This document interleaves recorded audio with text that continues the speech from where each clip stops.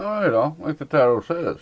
In today's video, I'm going to be showing you how to hook up all them ARGB or RGB lights and all them fans you want in that computer case. Let me roll that intro and I'll show you how to get all this stuff hooked up.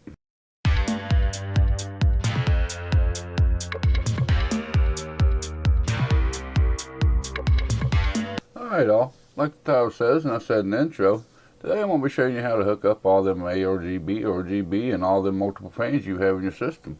I want to show you some of the ports that you may need, some of the accessories that you may need, depending on your setup and how many fans you have or how many ARGBs. The best place to start out with this video, I think, is going to be the difference between ARGB and RGB.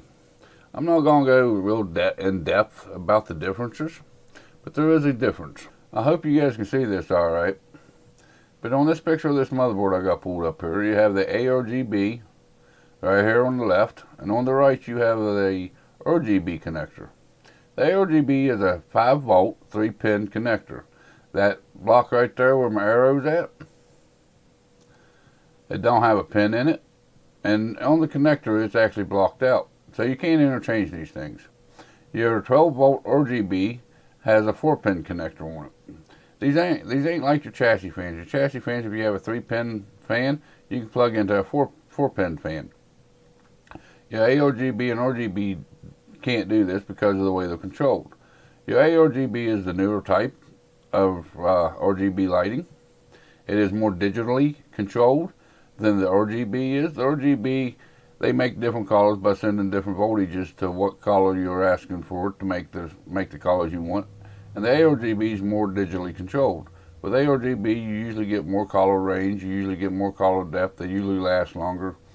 You know, they're a little bit better built, but the ARGB is also a little bit more expensive. So if you're going to get into ARGB or RGB, you need to think about this when you're doing your purchase of your motherboard. You know, if you plan on putting in ARGB or RGB lights in your system, you need to make sure you have the appropriate header for your motherboard. Now, my motherboard's only got an RGB header in it. It don't have an ARGB header because I never planned on doing lighting in my system. But I ended up getting an all-in-one water cooler, and it comes with ARGB in it. And yes, guys, when I start running down the prices of what I've got in my system to add ARGB to my system, I know there's cheaper ways of doing this. There's certain reasons why I did this. Like the fans I picked up, they match the same fan that's on my all-in-one water cooler. I did this because if you're going with ARGB, RGB lighting, you're doing it for aesthetics. You know, it's the way the machine looks. And to me, if you're going to put out the money for the lighting, you might as well buy the fans that all match to make it all look nice. You know, I mean, that's why you're doing it, right? To make your system look nice. So you might as well buy all the same fans. So yes, I am aware that there is cheaper ways to get lighting into your system. This is basically showing you how to get it done and how to get them all hooked up. Because a lot of people have, like what I've got here today, I've got 2 RGB strips, ARGB strips, and I have 5 fans. My motherboard's got like 3 or 4 fan headers on it. So there's ways, workarounds for that. You know, like I said, my motherboard's only got RGB, and I got ARGB all-in-one water cooler. So I had to come up with a solution and figure out how to get that switched over from RGB to ARGB. Like I just said, you know, they ain't incompatible. You know, you just don't plug one into the other one and it's going to work. It don't work that way with this stuff. Alright guys, let's run down some of the ports that I picked up for this video and what I'm putting into my system. And I'm using ARGB because that's what my all-in-one came with, was ARGB. You can also get these in just regular RGB, which I said is a little bit cheaper than the ARGB. Alright, to start out with, we got a two-piece strip here. These are just 5 volt 3-pin ARGB LED strips. It comes with 2 strips. They are daisy chainable, which means you can connect them to each other, which is the way I do it in the video that I'm going to show you. These are compatible with ASUS or Sync, GIGABYTE RGB Fusion, MSI Mystic Light Sync, and more. I paid about $17 for these 2 strips. And here we have the micro connector, 3-pin addressable RGB, 1 to 4 4-way splitter cable. They run about $9. It ain't real expensive for these some of these connectors ain't too bad. If you have more than that, you know, that's good for up to 4 connectors. If you have more than that, and if the 4-pin connector ain't enough for you, and if you have more than four ARGB headers in your system that you need to hook up, you may need to get something like this. This is the ASUS or Sync 5 volt 3-pin RGB 10-way hub splitter. You can hook up to 10 different ARGB headers into this one control box and run off of one ARGB header off your motherboard. And they go for about 15 bucks. Ain't too bad. Here's something that you may or may not need. I had to buy this for my system. It's currently unavailable, but I paid about $35 for this. This is a deep cool braided RGB converter, 5 volt added RGB to 12 volt RGB transfer hub. My motherboard don't have an ARGB header on it, but my all-in-one I bought runs off of ARGB, so I had to switch everything over to ARGB. It took me a while to find this. I didn't even know if these things existed. This is the only one I could find to do so. And why I got this is it will still control my ARGB off my motherboard software. That way I can still have software control over it. And note on this, if you're looking at this, it is non-compatible with ASRock motherboard. Yeah, so it's good for ASUS, it's good for GIGABYTE. If you pull up the diagram here, it'll show you. It's good with ASUS, MSI, and GIGABYTE motherboards. It does not support ASRock motherboards.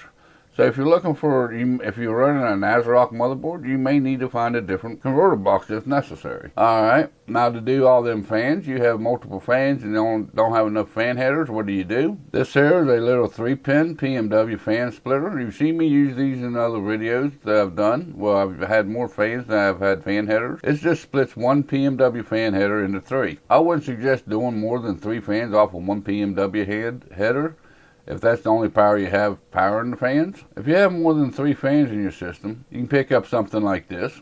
This runs off of SATA power and it connects to your PMW fan header on your motherboard. You can hook up to 10 PMW fans on this one connector. They are called hubs. Some of them call them splitters.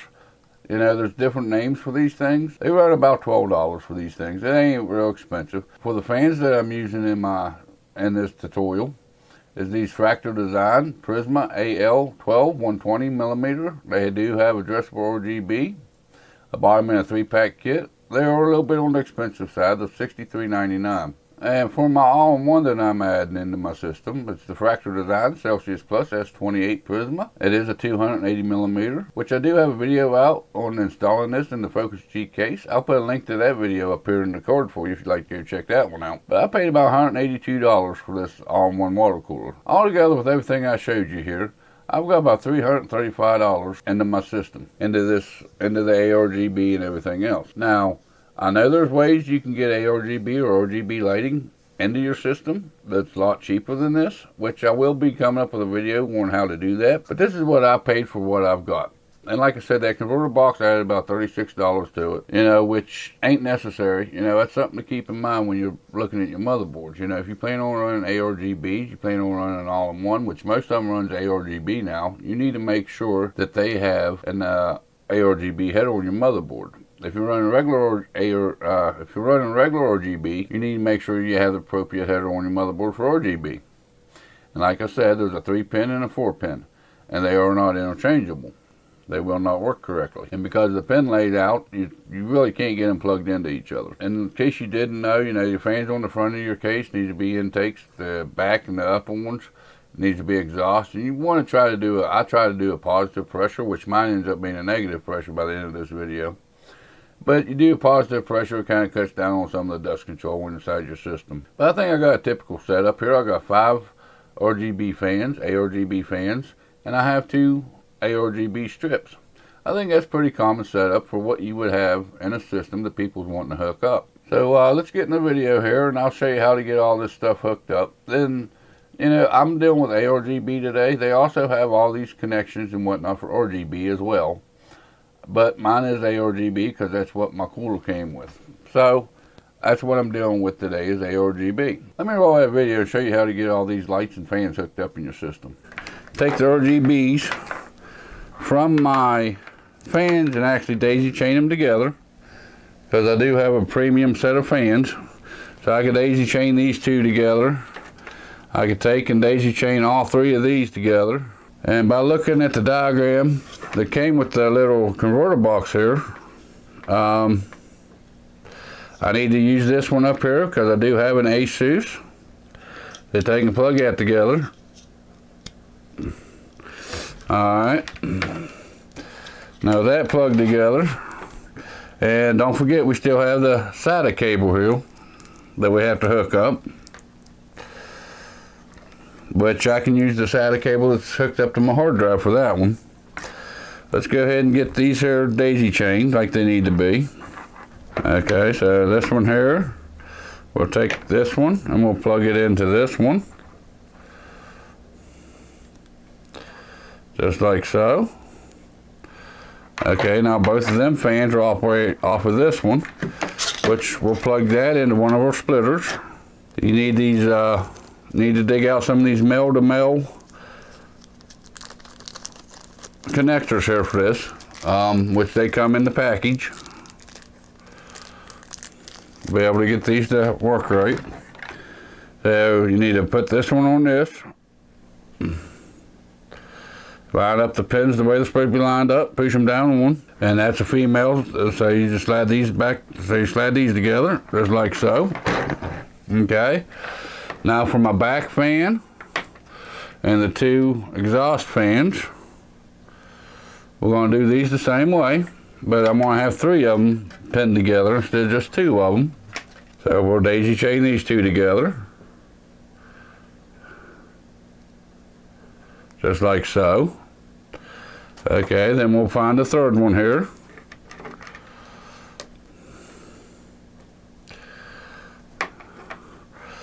Then we're going to take this one that's available and we're going to plug into this one. Just like so.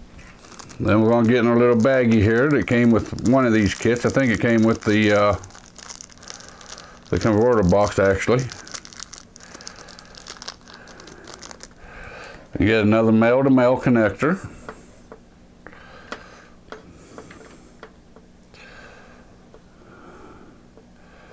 And we're going to connect this one to one of these male-to-male connectors here.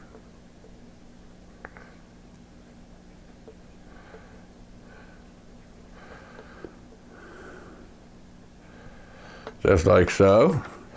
Then we're going to go back to our splitter cable here and we're going to pick another one.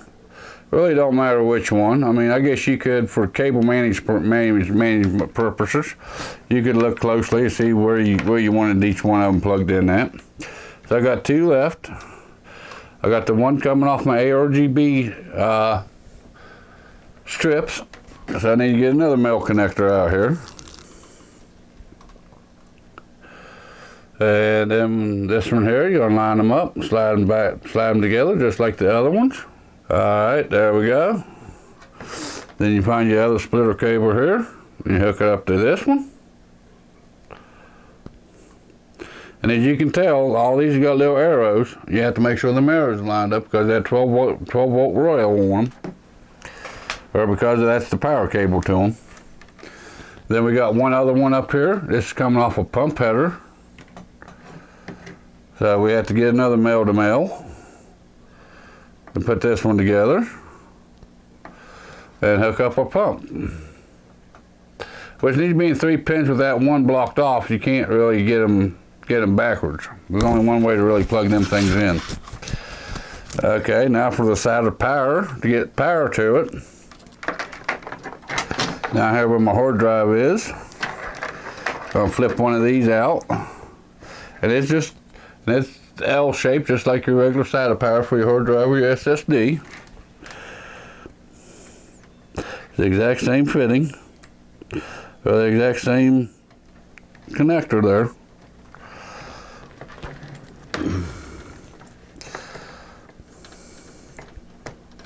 And then you get the SATA power. All right, well, that's the RGB side of things.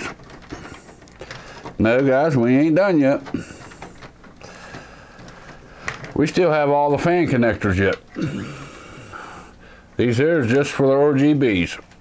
That's all that is, just for the RGBs. So now we got 1, we have 2, we have 3,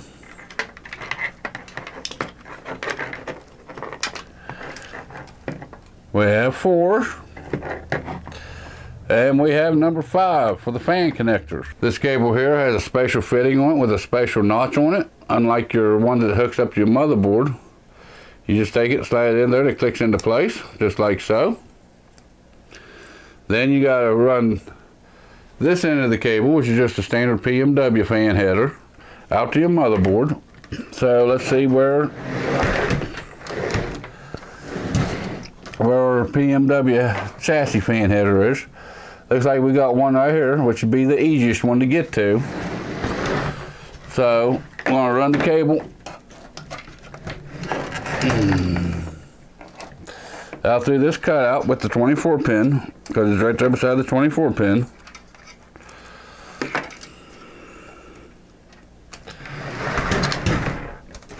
Okay, flip the case back around here. You got your CPU fan. It's just like your regular PMW or 4-pin header for any other fan. It is keyed, it is notched, so it only goes one way.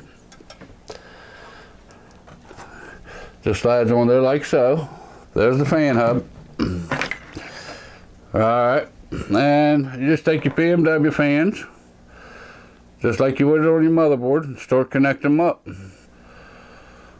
And you can tell with the notches that they just plug in there. There's that one plugged in. There's that one plugged in. And I don't think on these things, I don't think it really matters which ones you use and which ones you don't use. Just which one makes the best sense for your cable management. There we go. And there we go.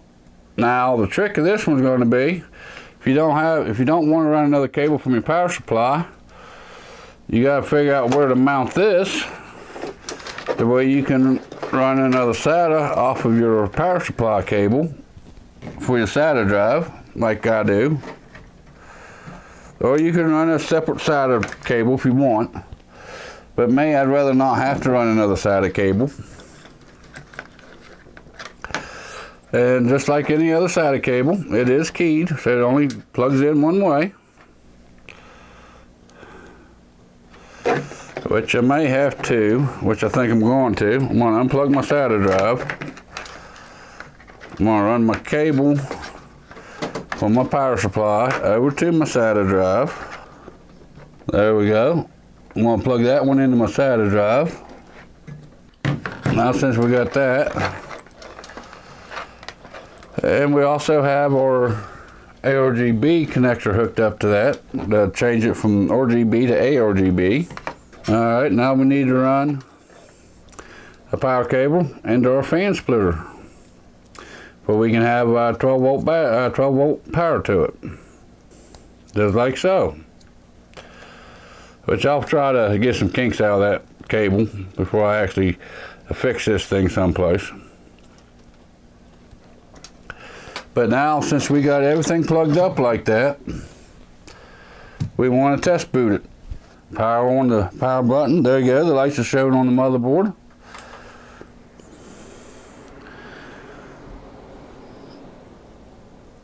Then the fans are spinning up and they're slowing down. The lights is coming on. I don't know why they're flickering like that quite, but maybe that's just the setting that they normally have, is the rainbow puke color. Now since everything's operational, we can shut her back down and we can do our cable management. And of course this little converter box here, it's magnetized, so it can pretty well click anywhere, and you know, as long as it's metal, it'll stay. I don't know how strong the magnet is on it. Okay, as far as the fan splitter here goes, we're gonna have to find a place to peel this paper off and stick it somewhere. Someplace that makes sense, and hopefully we can have all these cables somewhere. I don't know where that's going to particularly be, but let me work on this cable management here, and I'll show you some final product of what this thing's going to look like when it's all said and done. All right, and at this point, guys, I'd like to take a note of my cable management. See how much little cable management there actually is in this case? And this is a functional system. It's a pretty typical system, you know. I got an NVMe drive, I got a 3 terabyte hard drive, I got a video card, you know, the cable's pretty minimal at this point. But now after I add all the fans and the ARGB, we're going to see how much cable's left. How much more cable it's going to add to it. Alright, with all them extra cables added, like I showed you earlier, my cable management on my case before I put all the RGBs and everything in it. Now this is my cable management after. I just kind of bunched them up the best that I could and put them where I could. Some of them could be laying a little bit flatter. I'm hoping the back panel goes on.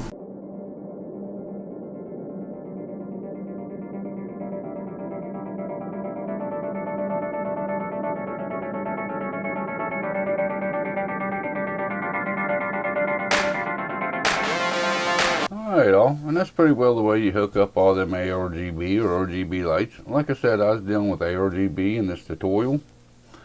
There is all these connectors and the splitters and the control boxes or the hubs, however you want to call them. They are also available for the RGB if you want to go the RGB route. But I had to do ARGB because of my all-in-one water cooler. And it does add, you know, like I showed you, I showed you the before shots of my cable management and after. It does add quite a bit of cable management to the system, which is something to keep in mind. And yes, I know, I'm putting a almost $200 AIO. And yes, guys, I know I'm putting $300 or some worth of ARGB and fans into a $50 case, which most people don't do. But this is just a tutorial to show you how to get this done if you want to do this. I know it's kind of crazy that I got more in the fans and ARGBs than I've got in the case, but that's what I got to work with, so that's what I'm working with. But I hope you got some information out of this tutorial. I hope it helps you out on getting all them ARGB or RGBs hooked up and the way to do it, between the splitters and the hubs, the difference between ARGB and RGB, it does get kind of complicated. And when you're looking to hook up multiple fans like that, you may only have one fan header or two fan headers on your motherboard, but you got 4 or 5 fans in there. It gets kind of confusing on how to hook all them fans up too. And there is something to note on them fan hubs. If you take that fan hub and you plug it into a fan header, most likely your motherboard BIOS ain't going to recognize if there's anything plugged into it, but your fans will spin like they should. Or most of the time it's 100% with one of them fan hubs. I don't know why this is, but that's the experience I had with the fan hub. I actually disconnected my fan hub and hooked them up to a 3-way splitter because I only had the 3 120s on top. The two, if you noticed in the video, I hooked the 2 front fans and the ARGB up into the header or the hub that's on the radiator. That way it's controlled by what comes off the water pump. It simplified my cabling a lot. It gave me less wires to run. It gave me less wires to connect. But if you have 5 fans and not a all-in-one water cooler with that hub on it, you may want to get that PMMA fan splitter that splits off into like 10 fans or 5 fans, whatever you may have, depending on how your setup is. But that's just something to keep in mind. I hope you found this tutorial a little helpful or makes you understand a little bit better how to get all this stuff hooked up. And I know ARGB and RGB, everybody wants it. I've had comments on systems I've tried to sell that I built all eBay ports. When I was advertising, people said it wasn't a gaming system because it didn't have a tempered glass side panel and it didn't have RGB lights in it. It wasn't considered a gaming computer. Even though the specs and the hardware inside was a gaming computer, because it didn't have the lights to it, nobody wanted to buy them. They said it wasn't a gaming computer. So apparently nowadays you have to have a RGB or RGB to be able to have a gaming computer. And like I said earlier, guys, I know I went way overboard with the expense of this. There is cheaper ways to be able to do this, to get RGB and ARGB into your system. Which, I'm going to have a video coming up once they get another computer built here. I plan on doing another video on a cheaper way to do this. Like I justified the cost of the fans, I paid $60-some for 3 Rgb 120 fans, but you don't need to spend that kind of money. But if you're going to go for the aesthetics, the looks of it, you want all your fans to match and look nice, you know what I mean? That's why you're putting the RGB in there, right? So that's the way I kind of justify it. That, and I know they're decent fans. But if you like this kind of content, make sure you go down there and give me a like. Give me a dislike if you don't. There's a comment section. I'll go through them every weekend on my live show here, Saturday morning, 11 o'clock Eastern Standard Time in the U.S. Don't forget that lonely little subscribe button and notification bell where you're notified next time I put out a video or I go live here on YouTube. And also, if you're on Instagram or Twitter and you'd like to come over and follow me over there, I am on them platforms as well. I won't kill your inbox. I put up videos or photos of, ports that's coming in to kind of give you guys a heads up on the kind of videos that's going to be coming out on the channel. It's also where I put out notifications about my live stream when I'm going to go live. Or for some reason, which does happen from time to time, I have to cancel the live show and it ain't going to be happening. You know, that's where you get notified about that kind of stuff. And with all that being said, you guys have a good day, and I'll see you in the next video or live stream.